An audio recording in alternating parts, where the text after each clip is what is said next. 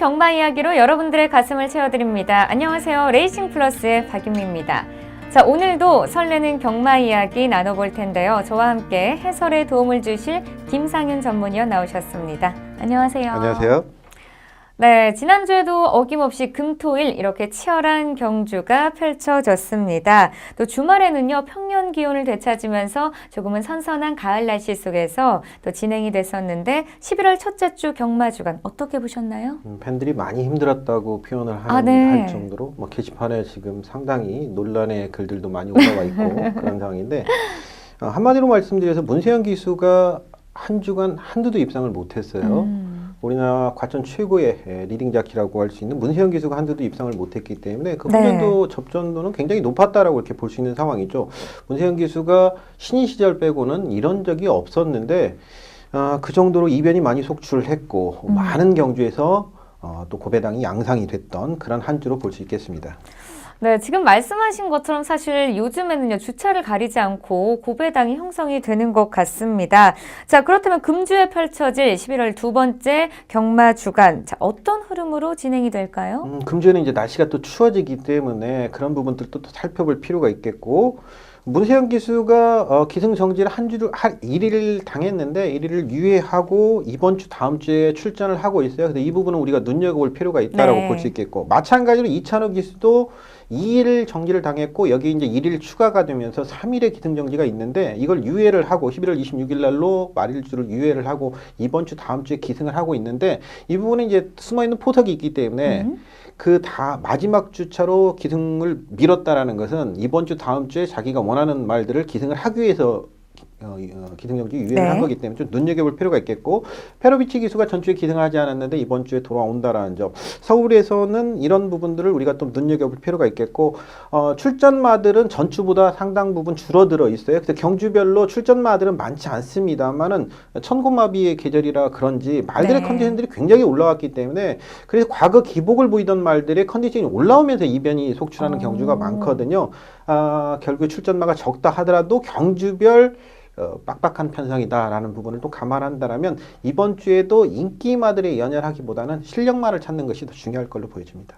네, 역시 이번 주에도 아주 치열한 경쟁이 예상이 됩니다. 자, 그리고 이번 주 아주 큰 이벤트가 있죠. 여러분들 기대 많이 하셔도 좋을 것 같습니다. 자, 바로 일요일 서울 구경주 대통령배 대상 경주가 있습니다. 자, 여기에서 트리플 라인이 지금 레이팅 113으로 최고를 달리고 있죠.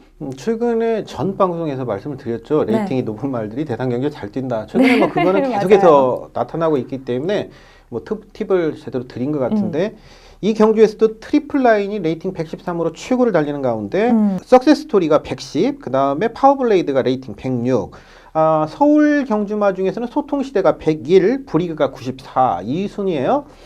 트리플 라인이 레이팅이 높은데 2000m 강자죠. 강자인데 김영관 쪽에서는 여기에 또 파워블레이드까지 출전을 시켰어요. 근데 이 경주가 마련 경주로 펼쳐지다 보니까 3세마인 파워블레이드 부담 중량이 55.5kg로 가장 또 유리한 상황이에요. 대상 경주의 사나이라고 할 수 있는 김용근 기수가 55.5에 기승을 해서 파워블레이드 기승하는데 두마필이 지금 훈련 상태 굉장히 좋거든요.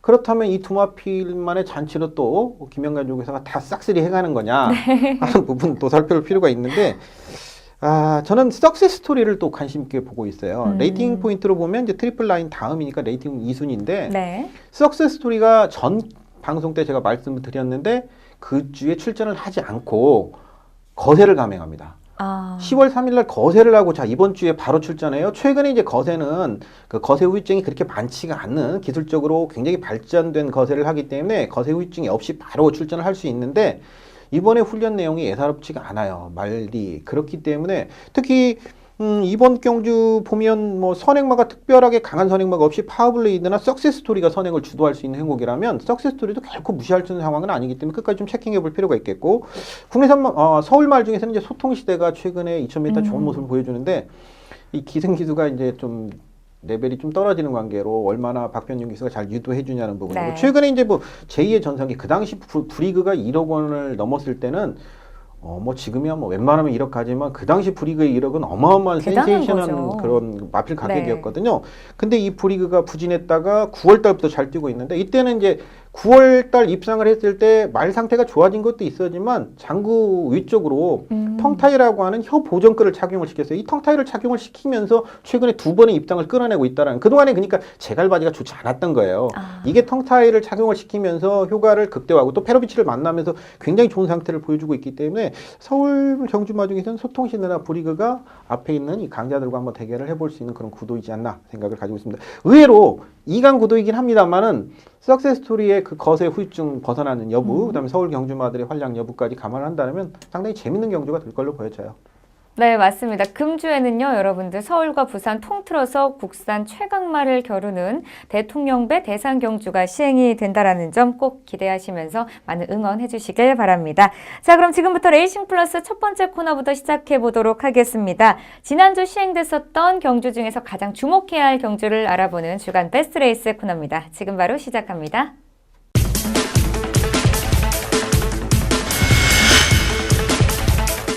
지난주 펼쳐졌었던 경주 중에서 가장 주목해야 할 경주를 알아보는 코너입니다. 자, 첫 번째로 분석해볼 경주는요, 6일 일요일에 시행됐었던 문화일보배 대상 경주입니다. 자, 혼합 오픈 1200m 별정 A로 펼쳐진 경주였었는데요. 자, 먼저 선정하신 이유부터 함께 들어보도록 하겠습니다. 이 경주는 내년도를 기대해 볼 수 있는 과천의 차세대 위산 기대주들이 얼마만큼 잘 뛸 것이냐, 내년에 가능성 있는 어느 말이 가장 잠재력을 가지고 있냐 하는 부분을 평가해 볼 수 있는 좋은 잣대였죠. 서울에서는 총 14두가 모두 미국산 말이었어요. 저번에 방송 때 잠깐 셔틀 스텔리온에 대해서 잠깐 설명을 드렸었죠. 네. 그러니까 미국의 시승말들이 호주나 뉴질랜드로 가서 남반구로 가서 이렇게 하는 거, 네, 그거를 네, 이제 네. 셔틀 스텔리온이라고 하는데, 셔틀 스텔리온 설명을 드렸는데 미국의 경기 침체로 인해서 굳이 뭐 남반구산 말들을 살 필요 없이 미국산 말들도 좀 싸져 있는 상황에서 많이 구입들을 했었거든요. 그런 관점에서 미국산 말들이 서울에 대거 많이 있는데, 14두의 미국산 말 중에서 혈통적으로 보면 투아나 앤 서브자마, 즉 이제 국내에 더 이상 들어올 수 없는 버나디니의 손자인 청담도끼가 우승을 했어요. 네. 아주 멋진 경주력을 보이면서 우승을 했던 문화일보배 선정을 했습니다. 네, 지금 말씀하신 것처럼 정말 가능성을 엿볼 수 있는 그런 경주였습니다. 문화일보배 대상 경주는 올해 데뷔를 치른 2세마들이 출전하는 대상 경주였기 때문에 또 많은 이목이 집중이 됐었고, 그에 따라서 우리가 결과를 좀 예측하기가 힘들었습니다. 자, 경주 결과 역시 1위서부터 4위까지 1마신의 도착차로 좀 아슬아슬하게 접전이 펼쳐졌었는데요. 자, 우승은 단승식 23.5배로 큰 인기를 끌지 못했었던 일조의 청담도끼가 차지했습니다. 자, 먼저 우승을 차지한 청담도끼의 경주력에 대해서 살펴보도록 하겠습니다. 경주 자리하면 이제 나갈 텐데요. 경주 자리하면을 보면 뭐 출발 자체도 이 마필은 원래 나쁜 마필이 아닙니다. 뭐 혈통적으로도 중장거리까지 소화가 가능한 마필이라는 것을 보고 이 경주를 한번 본다라면 종반 탄력을 감안한다 앞으로의 성장 부분에 있어서 우리가 충분히 생각해 볼 만한 여지가 있는 그런 경주를 보여줬다라고 볼 수 있겠고요. 중위권 내측 전개, 아주 효율적인 경주 전개를 펼칩니다. 이 초반에 선두 다툼이 굉장히 치열하게 전개될 수밖에 없는 그런 경주 편성이었는데, 그런 경주 편성 속에서도 차분히 힘안배를 했던 박으른 기수의 기능들이 좀 돋보였던 그런 상황으로 볼 수 있겠고요. 직선 중반 진로가 막히니까 지금 외곽으로 틀어 나오면서, 저 정도의 이제 틀어 나오는 것은 보통 이제 스탑 무빙이라고 그래서 네. 직선에 스탑 무빙이 한번 걸리면 4마신에서 5마신 정도의 손실을 본다라고 그래요. 그러니까 4마신 정도의 5마신의 손실을 보고 외곽으로 틀어 나오면서도 우승을 했던 저 모습이라면 앞으로 늘어난 거리에서도 상당히 선전해 줄 가능성이 있겠고, 말씀드렸다시피 투아나 앤 서브자마, 즉 할아버지가 버나딘이라는 점을 감안한다라면, 네. 버나딘이 이제 몸값이 워낙 비싸져서 국내에는 이제 들어오지 못하기 때문에 버나딘이 손자들이 이렇게 많이 들어오고 있어요. 와. 버나딘 직자손들은 들어오기가 힘들고 네. 손자들이 많이 들어오고 있는 상황인데, 혈통적인 우수함, 또 기록 자체도 1분 13초 7이라는 상당히 좋은 호기록으로 우승을 했기 때문에 앞으로의 성장 부분에 있어서는 많은 점수를 줄 수 있는 그런 경주 내용입니다. 네, 지금 말씀하신 것처럼 박으른 기수의 빠른 판단과 또 청담도끼의 폭발적인 추진력이 더해지면서 이번에 우승을 차지할 수 있었습니다. 자, 앞으로의 행보가 더욱더 기대가 되는데요. 살펴보도록 하겠고요. 자, 이어서 2위를 기록한 돌콩에 대해서 이야기를 나눠보도록 하겠습니다. 저번 주에 좀 이름이 너무 귀엽다라는 이야기를 좀 했었는데, 자, 돌콩 41조 소속의 돌콩은요, 데뷔전에서 2위를 기록했지만 이번 새벽 훈련 때 워낙 뭐라고 해야 될까요? 워낙 이 모습이 좋아가지고 경주전까지 단승식 7.1배로 좀 큰 인기를 모았습니다. 그래서 저도 좀 1위를 하지 않을까 하면서 기대를 모았었는데 경주 결과 역시 2분의 1 마신 차이로 좀 아쉽게 준우승을 차지했습니다. 우리 이름이 귀여운 돌콩에 대해서 한번 얘기 나눠보도록 하겠습니다. 아마 그 현장에서 많은 인기를 모았던 거는 전주에 방송을 했던 이강국 위원의 영향이 컸을 거예요. 이 방송에서 뭐 돌콩 좋다고 얘기를 다 했으니까. 제가 많이 그랬습니다. 너무 귀여워서. 네. 스피릿 오브 한센의 불안한 요소에 대해서 정확히 짚어주셨었고요. 네. 이 방송이 아주 잘 된 방송이었었죠. 역시 이강국 위원이 해안이 높다 이렇게 볼 수 있는 그런 상황이었고, 예, 돌콩이 한 가지 변화가 있어요. 데뷔전에서 보면 최고 후미권에서 취입을 했거든요. 네. 그 이유는 뭐냐면 순발력이 없는 마필이 아니에요. 스피드 자체가 분명히 있는 마필인데 아직까지 어린 마필이다 보니까 모래 맞는 걸 굉장히 싫어하는 부분 때문에 후미권에서 경주전을 펼쳤어요. 그러니까 이제 마박에서는 바로 변화를 주죠. 망사 가면을 이번을 씌워서 준비를 했었습니다. 이 부분이 상당히 중요한 포인트가 될 수 있었고, 저는 사실 이제 돌콩이 우승할 수 있지 않을까라는 개인적인 사견을 가지고 있었어요, 사실. 네. 근데 돌콩의 경주 장면은 조교 장면을 보면 그 전의 모습과 이번에 확실히 스피드 자체, 이찬호 기수가 조교할 때 보면 스피드 자체, 채찍에 대한 구조 반응 이런 부분들이 굉장히 향상된 모습을 보여줬고, 또한 망사 가면으로 단점도 보강을 했던 부분, 이런 부분들 분명히 조교를 통해서 많은 발전이 있었다라고 보여져요. 네. 경주 영상을 좀 살펴볼 필요가 있는데요. 이 2위를 했던 이유 중에 하나가 초반에 지금 출발하면서 안쪽과 바깥쪽 말들에게 낑깁니다.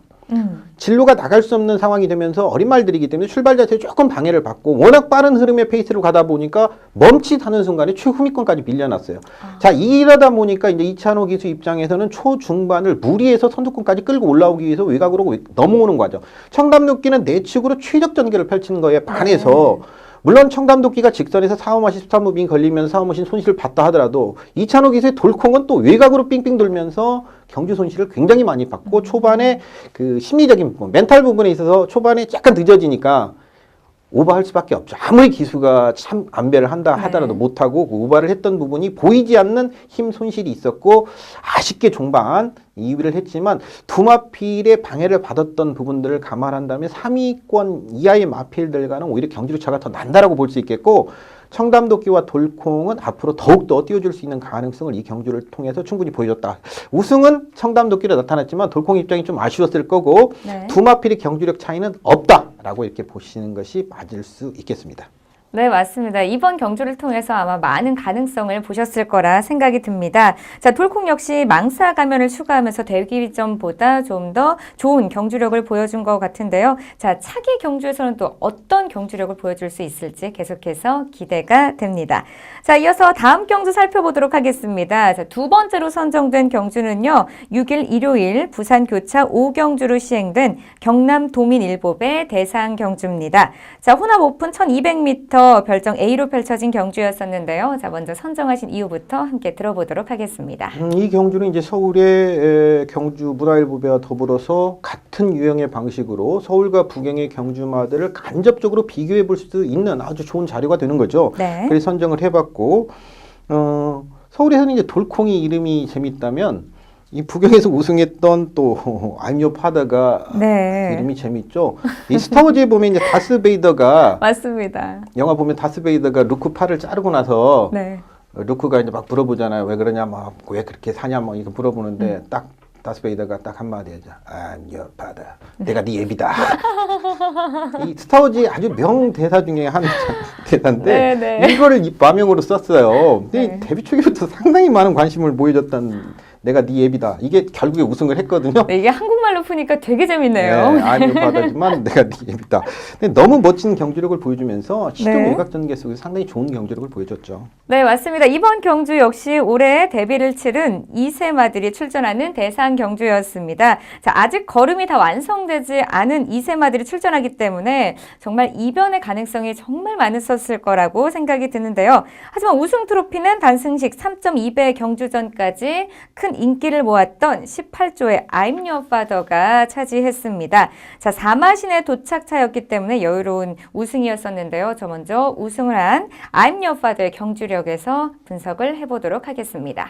선행은 뭐 19조 말들 중에서 이제 원더워리 선행, 국내산 마필이었던 원더워리 선행을 주도하는 상황이었고, 네. 아임뉴 파더는 초반에 조금 늦었습니다만 바로 선두 외곽 3선으로 돌아나가면서도 선두를 압박하는 구도를 가져서 이건 뭐냐면 다실바 기수가 아주 자신있게 풀어냈던 경기 내용이에요. 충분히 이길 수 있다는 확신을 가지고 선두를 압박하는 구도로 가져갔고 직선에서의 모습을 한번 우리가 살펴볼 필요가 있는데 지금 다실바 기수의 이 기승 자세는요. 직선 초반 핸드라이드를 할 때 보면 손이 말 귀 위쪽으로 돌아가서 이렇게 밀어주거든요. 이 자세는 말의 힘을 최대한 극대화시킬 수 있는 이런 아주 좋은 기승 자세. 근데 다실바 기수가 아주 정상급의 기수라는 기승 자세를 정확히 볼 수 있는 상황이고 마찬가지로 김홍근 기수 또한 이 유현명 기수 이런 기수들을 보면 굉장히 좋은 뭐 유현명 기수 같은 경우에는 지금 뭐 절대 다실바 기수의 기승술에 못 미치는 그런 기술이 네. 아니다라는 걸 볼 수 있는데 직선에서 우체직을 가해서 아임뉴 파더를 몰아낼 때 모습을 보면 원래 어린 말들은 저 직선에 저 정도 우체직을 가하면 보통 치우침이 좀 보여줘야 되는데 그렇죠. 치우침이 하나도 없이 굉장한 직진력을 보이면서 이권의 말들을 따돌리면서 우승을 하고 있는 저 장면을 봤을 때는 역시 아임뉴 파더 특히 서울의 말들이 순발력들이 우승과 준우승을 하는 청담도끼와 돌콩이 순발력이 좀 떨어지는 거에 반해 아임뉴 파더는 순발력이 있기 때문에 선두권에서 오히려 청담도끼나 돌콩과 같이 붙었을 때는 좀 더 앞선을 장악하면서 경주를 풀어갈 수 있는 조건, 자신의 장점을 가지고 있다라는 점에서 봤을 때는 아임뉴 파더 이 경주력은 앞으로 상당히 성장해 줄 수 있는 가능성을 이 경주를 통해서 우리가 또 충분히 유추해 볼 수 있는 거죠. 네, 맞습니다. 이렇게 쟁쟁한 신의 마들 중에서 아임뉴 파더는 좀 더 우월한 경주력을 보여줬었는데 앞으로의 경주력이 더욱더 기대가 됩니다. 자, 그리고요. 서울과 부경에서 이렇게 똑같은 조건하에 외산 2세 마들이 경주를 펼쳤었는데 자, 경주력 이 수준은 어떤가요? 지금 기록으로 보면 1분 13초 7과 1분 13초 5기 때문에 0.02초 차이밖에 안 나는데 네.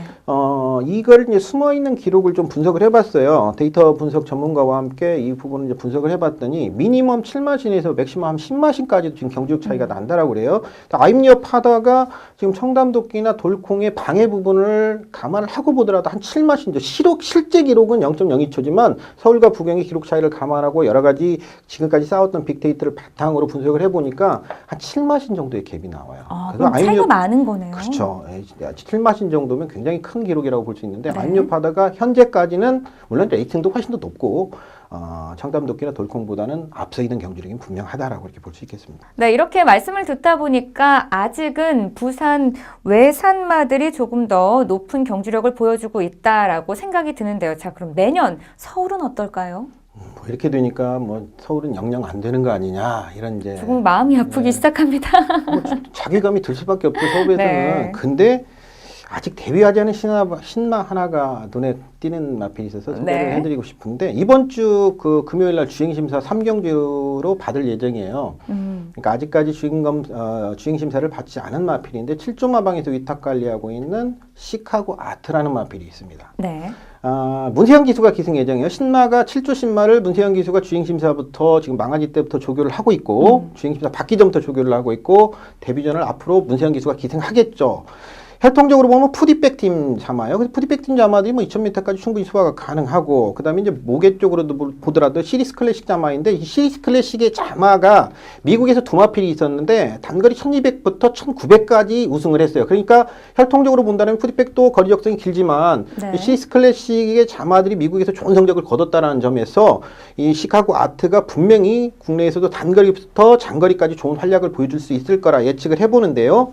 단지 이제 앞말이기 때문에 조금 고민이 되는 부분이 있지만 지금 워낙 완성도가 높은 걸음을 보여주고 있어요. 이번 새벽조교 장면, 그동안에 이제 계속 장면이 안 찍히다가 월요일 드디어 새벽조교 장면에 노출이 됐는데 자료화면을 좀 내보낼 텐데 네. 국내선마 1등급의 브리그와 병행훈련을 통해서 이번에 걸음을 좀 재보는 모습을 보여줬는데 뒷직선까지도 뭐 시내치고는 뭐 주폭 자체가 워낙 좋기 때문에 앞으로 이 마필이 계속해서 성장을 한다면 내년도에 충분히 부경의 말들과 한번 대결을 가져가 볼 수 있지 않을까. 거기다 리딩 지킨 문세영 기수까지 기승하고 있기 때문에 충분히 대안으로서 한번 선택해 볼 수 있는 그런 마필이 아닌가. 그래서 미리 우리 경마 팬들께 좀 소개를 시켜드려 봅니다.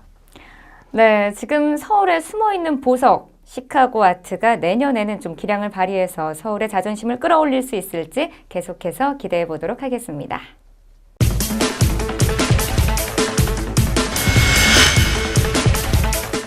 이번 시간에는요, 금주에 펼쳐질 경주 중에서 가장 큰 배당이 형성될 고배당을 찾아라 시간입니다. 자, 이번 주에는 또 어떤 경주를 선정하셨나요, 위원님? 토요경마 6경주로 펼쳐지는 국내에서 5등급의 1200경주를 선정을 해봤습니다. 네, 토요일 6경주를 선정해 주셨습니다. 자, 그럼 먼저 이번에 경주 조건과 사전 인기도서부터 자세하게 설명 들어보도록 하겠습니다. 핸디캡 경주이고요. 레이팅 자체는 지금 브라보 진선미가 가장 높은 부담력 56kg의 최고 핸디캡을 부여받고 경주를 치르게 되고요. 네. 이 경주가 지금 11두의 말들, 지금 자료함이 나가게 있는 11두의 말들이 출전 등록이 돼 있지만 이 중에서 출전 등록돼 있는 마필 중에서 5조 마방의 꿈꾸는 대로는 일요일부터 훈련에 지금 불참하고 있기 때문에 출전 여부가 좀 불투명하고요. 23조 마방의 화이트 큐피드는 일요일까지 훈련을 했는데 월요일날 조기에 참여하지 않았기 때문에 역시 출전 여부가 불투명하다라고 볼 수 있기 때문에 자칫하면 9두로 아주 단촐하게 펼쳐질 수 있는 경주인데 이 중에서 조금 인기를 모을 수 있는 마필은 역시 브라보 진선미가 레이팅대로 가장 많은 관심을 모을겠고 최저 배당은 최근에 안정적인 추임 능력을 보여주고 있는 승급전을 펼치는 역대 최상, 그 다음에 승급 이후에 조금 부진한 모습을 보이는 합작품, 주극성, 새벽불꽃 이런 마필들이 인기를 강하게 모을 수 있는 경주입니다. 네, 최근에 입상에 성공한 경주 마서부터 조금은 부진한 경주 맛까지 아주 다양하게 출전 신청을 했었는데요. 자, 그렇다면 이번에 경주 조금은 불안한 인기마로는 어떤 인기마를 꼽을 수 있을까요?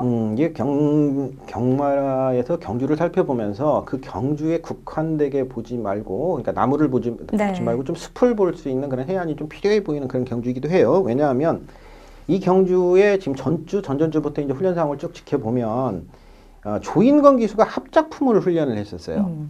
즉 이마필은 이거는 벌써 조인건 기수가 적임 기수로 볼 수 있는 역대 최상에 이미 기승하지 않으려고 생각을 하고 있었다라는 뜻으로 숨어있는 뜻으로 볼 수 있는 부분이고, 물론 조인건 기수가 기승전지 3위를 당해서 이번 주에 기승하지 못합니다. 하지만 그 숨어있는 내면을 좀 살펴보면 역대 최상과 합작품을 조인건 기수가 전 경주에 기승을 했는데 합작품을 선택을 했었다라는 부분을 생각을 하고, 그렇다면 역대 최상이 전 경주 보여줬던 경주 모습, 과연 이 경주에서 가능성이 있을 것이냐는 부분을 우리가 살펴볼 필요가 있는데, 역대 최상이 전 경주 팔레니케에게 12마신 졌는데 팔레니케가 전주에 출전을 해서 아쉽게 5위를 했거든요. 승급전에서. 그러면 상대적인 주력을 우리가 감안을 해본다면 역대 최상의 주력은 아직까지는 조금 불투명한 상태 아닌가라는 조심스러운 생각을 가지고 있습니다. 네, 5등급 승급전을 맞이하는 역대 최상을 조금은 불안한 인기마로 선정해 주셨는데요. 자, 그렇다면 우리가 주목해야 할 경주마는 또 어떤 경주마가 있을까요? 물론 이제 레이팅 포인트가 가장 높은 브라보 진선미가 좋죠. 이 최근에 보면 순발력이 원래 뛰어난 마필이었어요. 물론 이제 이 마필은 저체중마이다 보니까 훈련 강도를 아주 강하게 가져가지를 못하는 이런 단점이 있어요. 체중이 빠질까봐. 거기다 안말이기 때문에 저체중 안말이거든요. 그래서 훈련 강도를 강하게 가져가면 체중이 못 이기는 까질까 봐 훈련을 좀 적당히 시키는 부분이 있는데 최근에는 선행뿐 아니라 의도적인 따라가는 작전, 흙을 맞고도 최근에 입상을 끌어내고 있다는 점은 아주 고무적인 부분이고, 이 경주 편성이 그리 빠른 마필들이 없기 때문에 게이트 조건에 따라서는 스스로 선행도 주도할 수 있는 부분이 단지 하나, 최근에 조금 부진한 모습을 보여주고 있는 박현우 기수가 직접 또 훈련을 하고 있는 부분, 이 부분이 하나 이제 고민으로 떠오르는 거고, 박현우 기수가 얼마만큼 능력을 끌어내줄 것이냐 하는 부분. 새벽 훈련 모습은 상당히 좋습니다. 지금 조기 장면이 나가고 있는데요. 박현우 기수가 훈련할 때 모습을 보면 굉장히 우수한 이런 훈련 상태를 지금 보여주고 있고요. 저는 이 경주에서 가장 주목해서 봐야 될 것은 아까 서두에 말씀드렸다시피 18조 마방 박대영 조기사가 위탁 관리하고 있는 합작품이 아닌가라는 생각을 가지고 있는데, 혈통적으로도 보면 상당히 중장거리형 혈통이고 굉장히 좋은 포인마예요. 조인건 기수가 이거를 전주까지 훈련을 했는데 기승전지가 들어가니까 이번에 이현종 기수로 지금 교체를 해서 훈련을 하고 있는데, 지금 월요일날 새벽 쪽에 훈련 장면이 지금 나갈 겁니다. 국내선마 5등급의 베스트 슈터, 그 다음에 문세영 기수 국내선마 4등급 마필과 병행 훈련 시는 모습을 보면 굉장히 의욕적으로 지금 훈련을 하고 있는데, 최근에 이 정도의 훈련 모습이라면 체중이 현장에서 급격하게 빠지지만 않았다라면 충분히 이 편성 정도라면 선전이 가능하고, 아까 이제 스며있는 이면에서 보면 조인건 기수도 벌써 자기가 생각을 했을 텐데 이걸 선택을 했었다라는 부분은 분명히 이 말에 전 경주 자기가 기승했을 때 못내 아쉬움이 많이 남았다는 뜻으로 발표되어 있는 바, 저는 합작품을 좀 더 관심 있게 지켜보고 싶습니다. 또 이강석 기수가 기승할 예정인 20조 마방의 주곡성. 자, 전 경주에는 이제 5등급 승급전을 펼치다 보니까 자신의 장기를 전혀 살피지 못했고, 또한 출발이 평소보다 굉장히 늦어지면서 후미권에 경주하다 보니까 경주를 완전히 망치고 말았는데요. 훈련 내용 상당히 양호하고요. 지금 말 상태 굉장히 좋은 모습. 케이킹이라는 마필과 병행 훈련을 시행하는데 내 외측에 있는 지금 마필 조교 장면에서 안쪽에서 적절하게 안배를 하고 지금 가는 마필이 주국성인데 상당히 우수한 모습입니다. 네. 또 한 마필은 바로 새벽불꽃인데 최근에 조금씩 아쉬운 모습을 보여주고 있어요. 단지 이제 김옥성 기수가 훈련을 하고 있다는 점이 좀 단점인데 김옥성 기수는 너무 이제 자기 손에만 맞추는 이런 훈련을 시행하다 보니까 조금 아쉬움이 있는데 일단 상태는 양호하고 전경주 모습이면 이마필이 선행이죠. 근데 이제 이 경주에서 또 한 가지 살펴볼 것은 새벽불꽃도 김옥성 기수가 훈련을 하고 있지만 챔프아트도 지금 김옥성 기수가 훈련을 하고 있다는 점이에요. 챔프아트도 지금 지지부진한 모습을 보여주고 있지만 지난 3월 달에 선행으로 우승을 했을 때의 경주력을 감안한다면 이 경주에서도 충분히 경쟁력을 갖춘 마필이거든요. 이번에 훈련 모습이 상당히 좋아져 있는데 김옥성 기수, 그러니까 새벽불꽃은 55.5의 부담 정량으로 이 경주에 출전하게 되고 네. 그다음에 챔프아트는 52.5예요. 단지 이제 김옥성 기수는 한계 부담 정량이 52kg이기 때문에 52.5가 되는 챔프아트 도 기승할 수 있어요. 그래서 김옥성 기수가 과연 새벽불꽃을 기승할 것이냐 챔프아트에 기승할 것이냐 하는 부분도 우리가 경주 위쪽으로 꼭 살펴볼 필요가 있어 보여요. 위에 한두만 더 말씀드리면 네. 프리캡스라는 경매가 1억 원짜리 지금 돈값 말값 찾으려면 지금 엄청나게 뛰어야 되는데 네. 47.5의 프리캡스도 공백 이후에 돌아와서 상태는 조금 좋아지고 있다 정도로 네. 말씀드릴 수 있겠습니다. 그래서 브라보 진선미와 합작품 그중에서 저는 좀 합작품에 좀 더 관심을 가지는 가운데 역대 최상보다는 지금 말씀드렸던 마필들 또한 기승하는 기수가 어떤 말을 선택하는 부분 이런 부분도 좀 살펴보면서 경주를 풀어봤으면 하는 그런 경주입니다.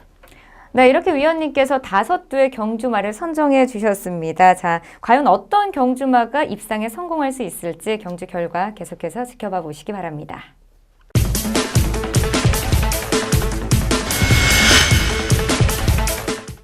이번 시간에는요, 해설에 도움을 주실 전문위원과 함께 다양한 경마 이야기를 나눠보는 4인 4색 시간입니다. 자, 오늘은 김상현 전문위원과 함께 하는데요. 자, 이번 시간에는요, 경주마의 역사에 대해서 살펴볼 겁니다. 자, 과연 경주마는 어떻게 탄생이 됐고, 또 현재 경주마로 완성되기까지의 그 과정이 어떤지 자세하게 살펴보도록 하겠습니다.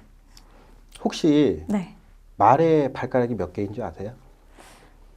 저 사실 하나라고 들었어요. 그 전에 우리가 이제 회의를 하면서 하나라고 말씀해 주셨는데 아마 저뿐만 아니라 많은 분들이 하나일까? 네, 두 개일까? 하나일까라는 생각을 할 거예요. 모르실 거예요. 네. 말의 발가락은 하나가 맞습니다. 근데 하나인데 이게 이제 말이 처음에 하나가 됐던 건 아니에요. 말이 네. 이제 진화를 하면서 하나로 됐죠. 왜냐하면 하나로 지탱하는 게 말은 이제 발굽으로 치고 나가기 때문에 하나로 지탱하는 것이 말에게는 유리하죠. 그렇게 이제 자신의 유리하게 몸이 발전해 나가는 것을 다윈은 진화라고 했잖아요. 네. 이 진화 과정이 있어요, 말이. 에오이푸스라고 해서 약 5천만 년 전 북미와 유럽 대륙에서 발가락 4개의 화석이 발견됩니다. 이게 이제 말의 시조로 분류되는 에오이푸스. 말이 처음에는 발가락이 4개였다. 네. 이게 이제 점점 하나까지 오는데 이제 그 다음에 에소이푸스 약 3천만 년 전에 발가락 3개로 변합니다. 에소이푸스. 이게 또 진화를 해서 메리기푸스로 변했는데 1,500만 년 전에서 이제 1,000만 년 전에 말이 이제 자기 체중을 발가락 하나로 지탱하기 시작을 했어요. 1,000만 년, 1,500만 년 전에. 근데 모양은 발가락 3개가 아직도 남아 있었던 거죠. 그래서 완벽한 하나의 모양은 아니었죠.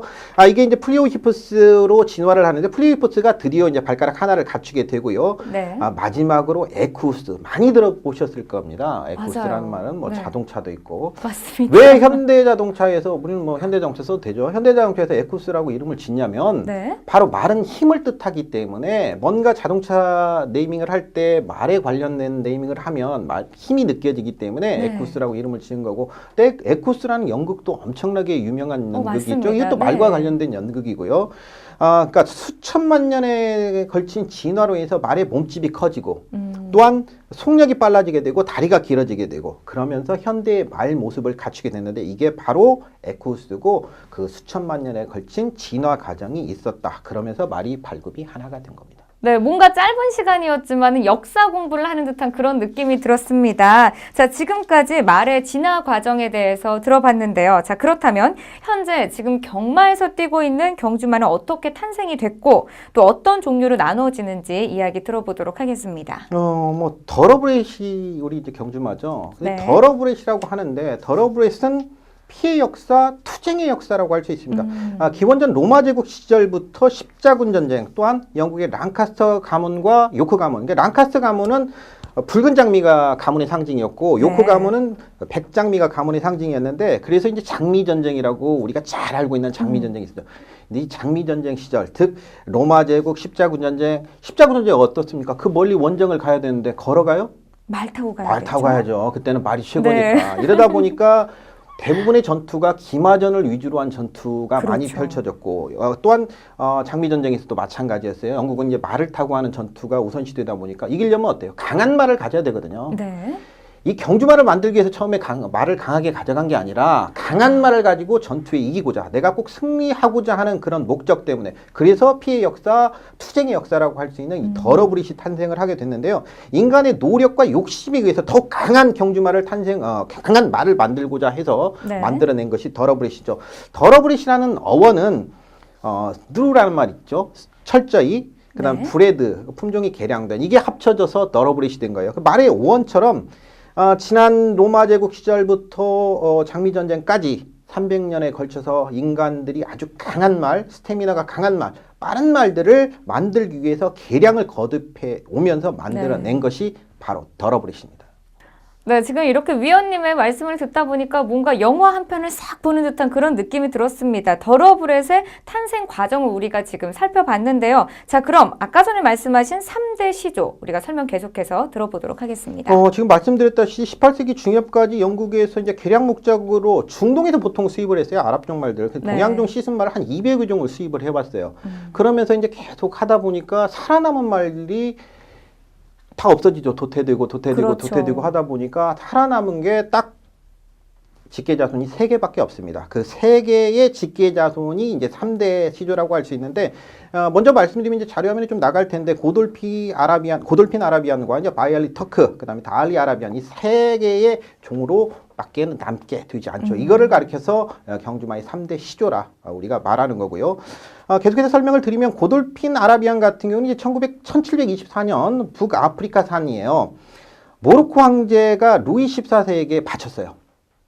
예전에는 네. 이제 프랑스가 또 전성 시절에 모로코는 우리 영화 보면 아주 천시하던 그런 시절이잖아요. 그러다 보니까 모로코 황제가 루이 14세에게 바쳤는데 이 좋은 고돌핀 아라비안을 바쳐놓으니까 프랑스에서는 별로 관리를 안 해가지고 얘가 뭘 했냐면 살수차 끄는 집마차 끄는 그런 말로 전락을 했어요. 그러니까 이걸 제대로 좀 관리해서 좀 번식을 했으면 좋았을 텐데 못했던 부분이 좀 아쉽고 3대째인 매처밍에서 크게 번성을 했었고요. 전체적으로는 크게 그러다 보니까 발전하지 못했어요. 하지만 지금 자료하면서 나가는데 아주 전설적인 명만 맨우어도 있었고요. 최근에 이제 국내에서는 퓨처캐스트라든지 샤퍼빌딩이 있는데 퓨처캐스트는 최근에 이제 생산이 되고 있지 않고 샤퍼빌도 좀 시들해졌죠. 이렇게 네. 이제 그 현재 혈통에서 고돌핀 아라비안의 계열들은 흐지부지해지고 있는 상황이고요.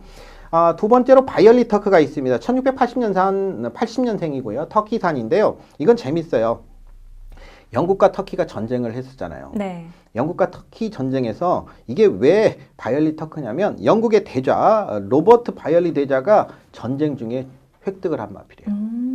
이게 전쟁 중에 획득을 했는데 로버트 바이얼리 대자의 보는 해안이 있었던 거죠. 이거 봐라. 전쟁 중에 아까 말씀드렸던 네. 말 타고 막 돌아다니고 조금 아래 하나가 종게 돌아다니까 저거 그럼 잡아와 더 해가지고 강한 그렇죠. 마겠구나. 그래가지고 이걸 이제 번식시키게 했는데 5대째인 헤로드에서 크게 번성을 했고 19세기까지는 다알리 아라비안과 쌍벽을 이룰 정도로 굉장히 좋았는데 역시 20세기에 좀 쇠퇴를 하게 됩니다. 네. 이 바이올리 터크의 대부분의 말들은 회색 털들을 가지고 있어요. 모색이. 지금 대표적인 말은 이제 1986년도 일본 상간말을 달성을 했던 심볼리 누돌프가 대표적인 바이올리 터크 계열이다라고 볼 수 있겠고 네. 최근에는 이제 국내에는 없는데 2000년대 초반까지만 해도 간간히 좋은 성적을 내줬던 블루크린 다저라는 시스말이 있었거든요. 이게 이제 바이올리 터크 계열이었다라고 볼 수 있어요. 그러니까 이 바이올리 터크도 사실은 조금 더 이렇게 성장을 시켰으면 좋았는데 주워온 말이 아주 굉장히 도전을 해줬던 걸로 볼 수 있겠고 최근에 이제 가장 또 왕성하게 활약을 하고 있는 게 이제 다알리 아라비안이죠. 1700년산 시리아산이에요. 영국 영사 토마스 다레가 아랍 족장으로부터 도입을 했다. 그러니까 돈 주고 사왔다라고 이렇게 얘기를 하는데 실제 터키 측에서는 뭔 소리냐. 우리가 뺏겼다. 니네가 훔쳐가 놓고. 근데 영국의 그 당시 식민지 약탈 이런 거 보면 터키 쪽 그렇죠. 말이 맞을 네. 가능성이 굉장히 높죠. 영국 맞습니다. 많이 그랬잖아요. 네네.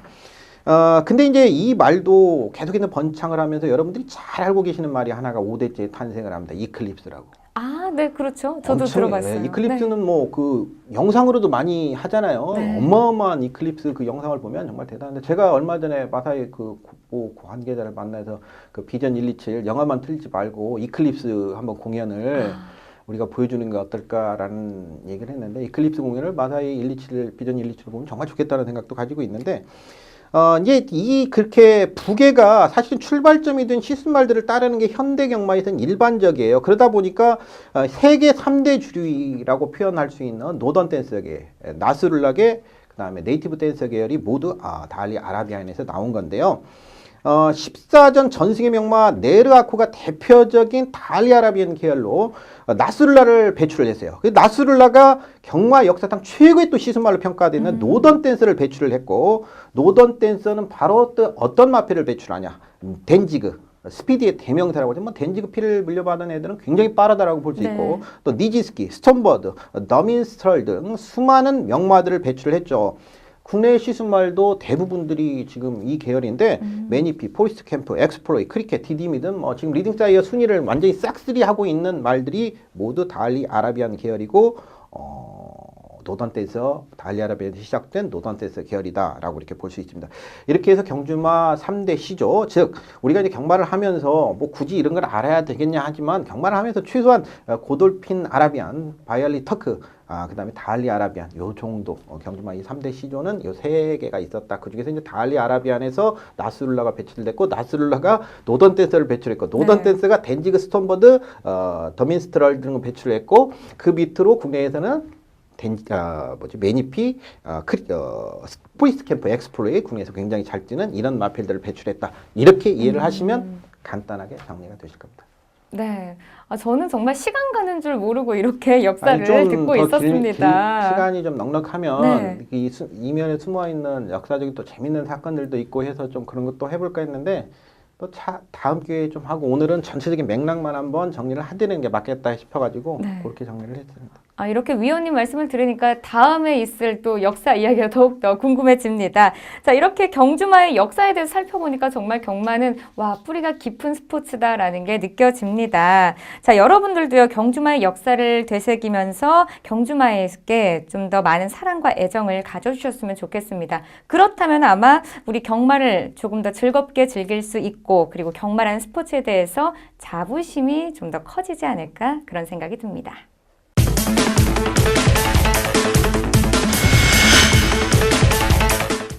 이번 시간에는요, 경마 팬들의 궁금증을 해소해주는 궁금하 맛 시간입니다. 자, 이번 주에는 또 어떤 궁금증을 풀어주실 건가요? 여러분들이 이제 질문을 주셨어요. 그 중에서 경주마의 자극판과 망사가면 귀고리라고 표현했는데 아마 귀가면을 잘못 쓰지 않았나라는 생각을 가지고 있어요. 근데 장구 착용이 경주에 미치는 영향에 대해서 홍봉님과 효림님이 질문을 해주셨고요. 말꼬랑지님이 기수의 이제 기마 자세에 대해서 주셨는데 최근에 보면 외국 기수들이 이렇게 앉았다 일어났다 하는 이 자세에 대해서 질문을 주셨는데 요거를 오늘 설명을 좀 드리도록 하겠습니다. 네, 그럼 오늘은 먼저 경주마의 장구와 그리고 기수의 특별했었던 기승 자세 이렇게 두 가지에 대해서 좀 풀어볼 텐데요. 자, 먼저 경주마의 장구에 대해서 설명해 주시죠. 자극판이라고 하죠. 국악 자극판이라고 해서 요즘에 이제 많이 쓰는 장구인데요. 가죽이나 고무 등의 재질로 된 원형판이 있어요. 지금 자료화면에 나갈 때 이 원형판에 강한 털이나 철사 등을 부착시켜요. 그냥 뾰족한 것들을 부착을 시키다 보면 어떻게 될까요? 부딪히면 찔리면 아프죠. 그렇죠. 그래서 이제 이 자극판, 국악 자극판 같은 경우는 내 위측으로 치우치는 말들, 좌측으로, 내측으로 치우치는 말들은 왼쪽에 국악 자극판을 자극시키면 어떻습니까? 안쪽으로 치우치면서 고개가 들어가면 아프죠. 찔리니까. 그래서 자극을 줘서 반대로 가겠죠. 치우치는 것을 방해하는 방어하는 그런 효과가 있죠. 사실은 이제 경주마에게서 악벽이라 하면 자신에게는 악벽이 아니에요. 사람이 만들어낸 악벽일 뿐이지. 예, 참 안타까운 건데 그 동물 살아가는 사람들 보면 이런 쓰는 거를 뭐 그렇게 좋아하지는 않겠는데 경주를 치러야 되는 입장에서는 뭔가 직진력이 좋은 마필들이 더 잘 뛰는 건 분명하기 그렇죠. 때문에 이 치우치는 거 예전에 사형이라고 표현했던 이 치우치는 걸 방해하기 위해서 국악 자극판이라는 걸 착용을 하는데 이 국악 자극판은 오랜 기간 착용해서는 또 입이 뻣뻣해지는 이런 효과가 나올 수 있기 때문에 오래 착용하는 것보다는 교정이 될 때까지 일시적으로 착용하는 게 좋겠다라고 보여지고 최근에도 국악 자극판을 착용을 시켜서 좋은 효과를 보는 경주마들이 상당수가 있었습니다. 네, 지금까지 위원님께 자극판에 대해서 이야기를 들었습니다. 자, 그러면은 망사가면과 귀가면 또 계속해서 설명해 주시죠. 몇 번에 걸쳐서 망사가면 귀가면은 제가 방송을 하면서 네, 계속 맞습니다. 설명을 드렸었는데 첫 방송부터 설명을 드렸던 것 같은데 망사가면 즉 아까 이제 돌콩에 대해서 설명을 드렸지만 모래 맞는 거를 싫어하는 마필들에게 철망으로 이제 망사를 씌워서 모래 맞는 거를 싫어하는 부분을 방지를 하는 거죠. 네. 모래가 이렇게 때리면 아픈데 근데 외국에서는 이제 잔디 때문에 쓴다라고 말씀드렸죠. 잔디가 와서 이제 박히는 걸 방지하기 위해서 망사를 처음에 썼는데 국내에서는 이제 모래 맞는 용도로도 쓰고 또 망사 철망으로 된 망사는 채찍을 가했을 때 소리가 크게 나기 때문에 아까 국악 자극판과 같은 효과도 느낄 수가 있어요. 내축으로 치우치는 말들에게 강하게 채찍을 가했을 때 소리가 빵 탕탕 소리가 나니까 말들이 놀래서 치우침을 방지하는 그런 효과도 있지만 일단은 모래 맞는 거, 흙을 맞는 거 마필에게 효과가 있고 귀가면 같은 경우에는 눈 가면과 마찬가지로 귀가면은 이제 소리에 반응하는 부분이 네. 있기 때문에 그 소리를 좀 예민한 말들 같은 경우는 소리에 반응해서 자꾸 자기 성질을 못 이기는 부분이 있기 때문에 그걸 차단하는 효과가 있고 마찬가지로 이제 눈 가면은 경주 중 집중력이 떨어지는 마필들 우리 차 한 대를 채운다라고 하는데 바로 그 눈 가면을 씌우면서 경주 집중력을 높이게 하고 앞으로만 경주에만 집중하게 하는 그런 효과가 있는 그런 장구들입니다. 망사 가면 같은 경우는 역시 승인 장구이기 때문에 재결의 승인을 득해야 되는 그런 장구이고요. 네, 늘 위원님이 강조하셨던 것처럼 이렇게 장구 변화가 경주력 향상에 도움을 줄 수 있다라는 사실을 우리가 볼 수 있을 것 같습니다. 자, 이어서 기수에 특이했던 기승 자세 조금 더 풀어주시죠. 이 기승 자세는 페로비치 기수라든지 이태리 기수는 쓰지를 않아요. 근데 벨리 기수가 조교 때 잠깐씩 쓰는 모습을 네. 봤는데 대부분이 일본인 기수들이 이 기승 자세를 굉장히 많이 써요. 옛날에 우치다부터 시작해가지고 후지 기수는 이제 일본에서 주로 활약했던 기수가 아니기 때문에 쓰지 않았고 그다음 이쿠야스 기수도 간간히 썼었고 이걸 쓰는 걸 보고 문세영 기수가 느닷없이 새벽 조교 때 이걸 연습을 하더니 어느 날 그 경주 중에 실제 한번 써가지고 입상을 했어요. 진로가 막혔는데 네.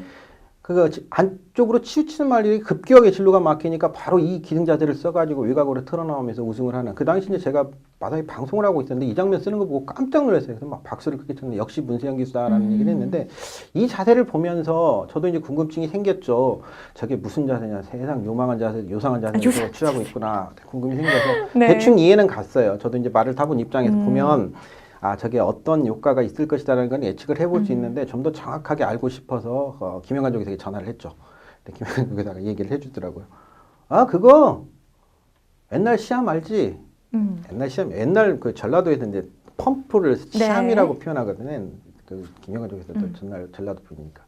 옛날 펌프를 보면 지금 자료화면이 나갈 텐데 낮은 곳에 있는 물을 끌어올리려면 지렛도 원리를 이용해서 네. 펌프를 계속 펌프질을 하면 안에 밑에 있던 물을 끌어올리면서 그렇죠. 한참 있다 처음에 그 마중물이라는 거 있잖아요. 네. 마중물을 넣고 그다음에 펌핑을 하면 하고. 물이 끌어올려지거든요. 바로 그런 효과라고 볼 수 있어요. 즉 마필의 마지막 숨어있는 한 힘까지도 끌어낼 수 있는 효과가 분명히 있어요. 근데 굉장히 정교한 기술들을 요구하는 거고 그렇죠. 근데 문제가 되는 것은 저 기승 자세가 그렇게 바람직하지는 않다는 김영근 조교사의 견해도 있었어요. 근데 그게 무슨 얘기냐면 마지막 한 끝까지도 뽑아내기 때문에 자칫하면 마필에게 무리가 줄 수 있다.